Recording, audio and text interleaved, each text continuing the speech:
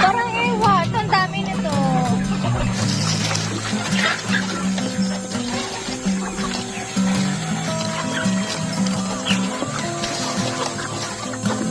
Ginagawa mo may tapos na.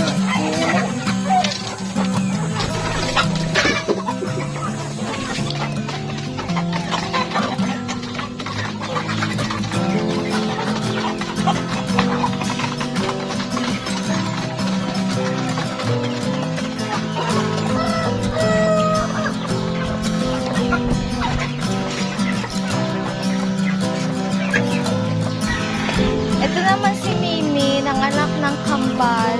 Pero dahil siguro na-stress siya, na-stress din ang baby niya sa sinapupunan niya.